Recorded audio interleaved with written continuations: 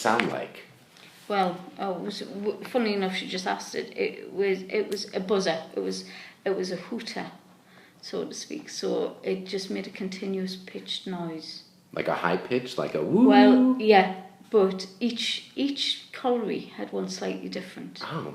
So all the Ashington pits, which was Ashington, Ellington, Linton, Lynmouth and Woodhorn, all had slightly different pitches. And it wasn't important, well, it was important because all the shifts used to start at the same time. Mm.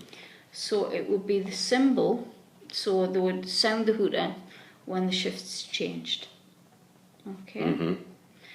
Which is great. So they all had to be different pitches so that people knew which colliery was changing shifts. Mm-hmm. Right.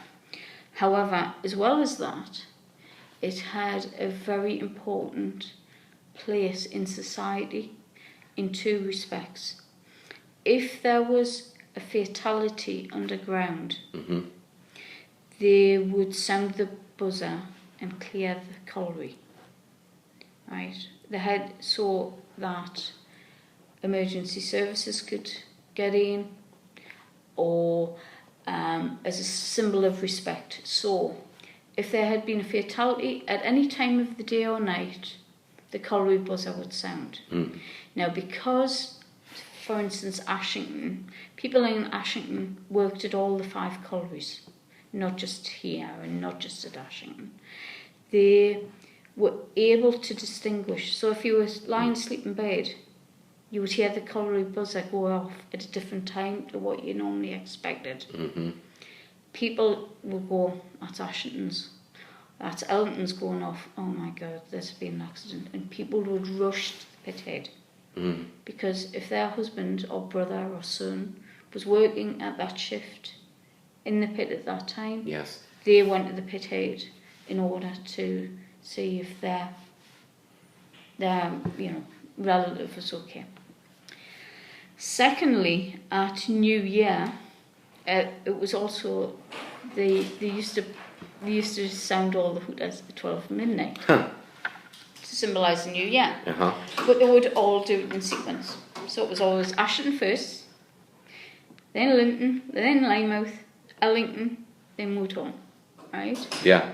And in the colliery rows in Ashington, where I grew up, before 12 midnight, the tradition was that you walked into the house, a man would go into the house with a shovel full of coal, right, and put the coal on the fire, right. With every house. Yes. So if like my dad was like 10 to 12, my mum would shove my dad out outside with a shovel full of coal, and then when his colliery buzzer would sound, he would come into the house, wish everybody a Merry Year, and then put the coal on the fire. Mm. And that was a tradition that I remember from my childhood. It's totally died out now because Ashington and this part of Northumberland is totally smokeless, and there's only a few people who have coke fires, and the tradition died out with my parents' generation.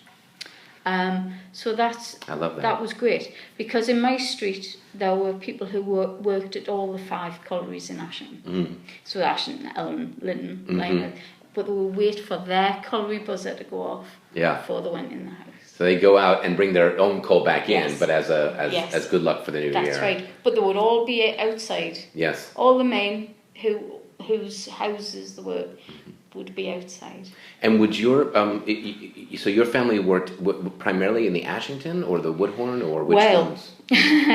My father worked at Ashington and his father worked at Ashington.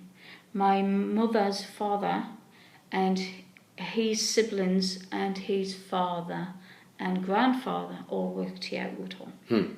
And so do those who worked at Ashington know about the painters? Did they? Oh yes. Yeah. Oh, the thing about the Pitman painters, Ashington Coal Company, who kind of supported the Pitman painters, they published a publication called the Ashington Collieries Magazine, which ran from 1921 to 1941, and I think it was 19 36 or 35. There was about 12 articles written by members of the Ashington group talking about painting, which was then distributed to the miners who were part of the Ashington Coal Company. Oh, nice. Yes, and we've got copies here. And so, what was the reaction from like people in your family to them? Were they supportive, or did they think it was strange that they were painting and people would pay attention to it, or what? You see, the thing about Ashington, as I said to you earlier, there was people come from different areas to work here, and Ashington was quite. The coal company, who were Quakers, were very forthright in helping the miners themselves entertain themselves when they're outside of work. They didn't want people to drink, so they stopped. They only allowed 3 hotels in Ashington at the time. However, the miners got round that and opened over 20 working men's clubs. Yes, private establishments. But the Ashington Coal Company would have welfares, so that if people were interested in sports, they could play rugby, they could play cricket, they could have a football team. You know, they had all these like establishments to use this sort of thing. However, there was operatic societies in Ashington. There was 5 cinemas in Ashington. There was a theatre in Ashington.